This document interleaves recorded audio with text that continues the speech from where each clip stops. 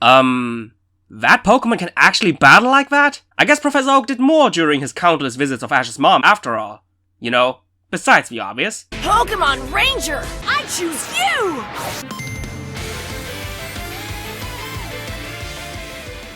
What's up, my dear boys and girls, it's Ranger Boy here, and finally, welcome to another review of Pokemon the Anime 2019. Happy New Year of 2020, my dear boys and girls. Sorry for the late upload, but both the Christmas holidays and my long-lasting sickness prevented me from doing anything, and yet I still was forced to go to my real-life job, despite the sickness. But hey, none of you guys want to hear about me being treated like trash in real life. I mean, come on. You want to know whether or not this week's episode was trash, and I can gladly say that it was the direct opposite, because this episode was great. But what about last week's episode? If you want to know more, if you want to know my opinion, then grab some popcorn, grab some cookies, and let's do a quick impressions in regards of last week's adventure. So to sum it up in a short manner, quantity over quality. This episode was basically all about Go trying to catch as many Pokemon as possible, which means that he basically was Red 2.0, and that in my opinion was the main problem with this episode. He only cared about completing his Pokedex, and never really cared about the character of the Pokemon. Heck, he barely cared about the quality of the Pokemon like Paul did back then. On the one hand, I shouldn't be too surprised by this, since even before the anime has aired, it has been stated that Go's major goal is to catch all Pokemon, and I have nothing against that, but my major issue is the way it has been executed. Not only the lack of caring for character, but also the fact that Go for the most part caught every Pokemon in, one go, with barely any of the obtained Pokemon showing any kind of resistance, and seeing Go catching every Pokemon with one try and even catching two Pokemon with just one attempt made the episode felt not only kinda boring, but also for the most part really rushed. The only Pokemon who showcased some kind of defense were Venonat and Cypher, and even that was rather short. The second issue I had with this episode was that it didn't took place in the wild area in the Galar region. The episode before showed us the huge amount of variety of Pokemon, and the concept of Go trying to catch as many Pokemon as possible really screamed wild area episode. But instead of the wild area, we got an episode of Go catching a lot of Kanto Pokemon only, and not only that, but he also only caught bug-type Kanto Pokemon. So even within a restricted location like Kanto, we had another restriction within a restriction, which really made the episode even less exciting. And the fact that Ash was barely involved in anything during last week's episode didn't really help much either. The only thing that kinda got me hooked in this episode was the scene at the end, where Go decides to catch many Pokemon until he reaches Mew, while Ash states that he wants to be a Pokemon master, and even though both Go and Koharu didn't quite understand that, it still somewhat created this sort of feeling of rivalry between the two of them. But yeah, I'm really sorry if I might offend some people with this, but this episode, in my opinion, really wasn't that good. There was barely anything which was enjoyable, and the only thing I can say is that I'm glad that the next episode is much more promising. But is it really? Or am I providing some sort of false hope? If you want to know more, if you want to know my opinion, then grab some popcorn, grab some cookies, and let's freaking do this! How do we start the anime into the new year of 2020, even though it technically aired in 2019? Well, how about with some yoga/karate exercise, with everyone trying their best to imitate Mr. Mime? Well, everyone besides Koharu with a "what the fuck am I doing here" expression, until our playful bunny kicks one of Go's newly obtained Pokemon into the air. But besides that accident, Metapod is a-okay. Suddenly, another object is flying through the air, aka Go's backpack, thrown by Ash, who suggests that both of them just spontaneously travel to the whole region. What? Whole region? May? Serena? Already? Nah, come on guys. It's a bit too soon for our girls to return, isn't it? Same goes for Dawn and next week's episode in Sinnoh. So for all the lovers of the Pokegirls, their time will hopefully come soon. But I will promise you that even with the lack of Pokegirls, this trip to Hoenn will be fun. But what exactly are our heroes doing in Hoenn? They just casually enter a 2v2 tournament in the Battle Frontier. 2v2? I mean, sure, Go has many Pokemon, and even though I would have loved to see him using Pinsir, that Pokemon seems to be quite nervous besides looking really strong. So I guess Cypher was the best option for him. But what about Ash? Who is his second Pokemon? Well, it's... drumrolls please.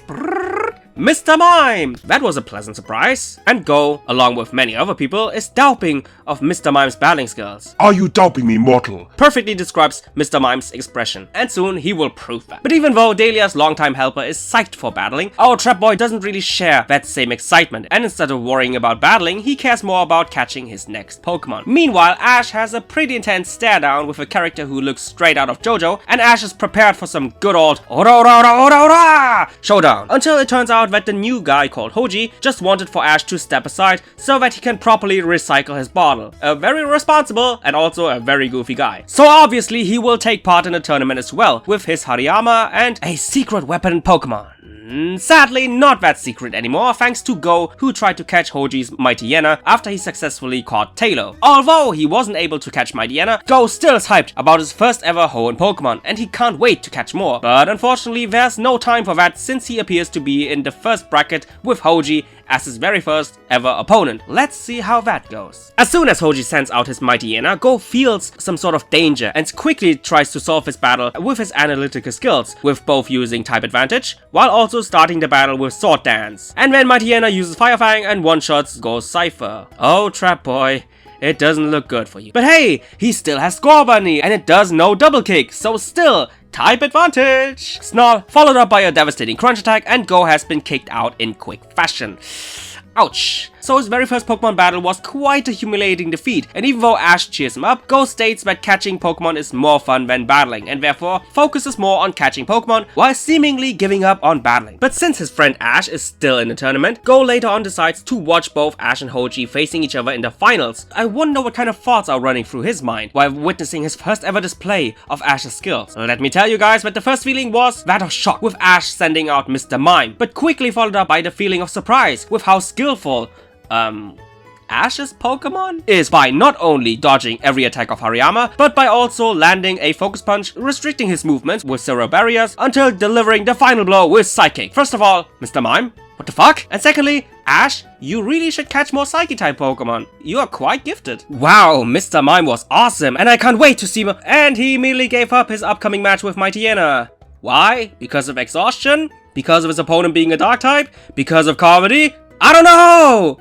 Anyway, Pikachu is now in action, and surprisingly enough, we get a rather even match between Ash and Hoji. After dodging Snarl while also landing a successful quick attack, both Pokemon seem to always hit each other at the same time, even destroying the rooftop of the arena as a result of that. Suddenly, it's Hoji's time to successfully land a hit with his feint attack, catapulting Pikachu up the air. But if there's one thing we know by now, it's that Ash's ace is really good at maneuvering in mid-air, which he does by planting an Electro Web onto the rooftop hole, using that as a catapult to deliver a high-speed Iron Tail from mid-air. Ash wins the Glass Flutes, has a pretty funny moment with Hoji, trying to congratulate him. Gous' excitement for Pokemon battles has been reignited. They return to Kanto, where Gous presents 3 Wurmples that he caught off screen, and that's the end of the episode. So now we have this episode wrapped around, and without any more hesitation, my impressions. So first of all, this episode had many ups and just a few nitpicks that I can't really call negatives. But like always, the positives first. Mr. Mime really surprised me a lot. The way he battled with his smooth movements while seemingly adapting to Ash's battle style like it was nothing was really impressive. Mostly because we barely have seen this Pokemon battle at all, besides the moments he had with Delia. But here also lies the big problem I have with Mr. Mime. Who does this Pokemon actually belong to? On the one hand, Ash did call it out of its Pokeball, and it honestly really felt great to have Mr. Mime as a potential addition to Ash's team, since he rarely uses Psychic-type Pokemon at all. But on the other hand, Mr. Mime is a Pokemon who, for the most part, is loyal to Delia and helps her out with her daily work. So is this just a one and done thing here? Because I really hope it's not. But this whole Mr. Mime debate really is driving me crazy. Anyway,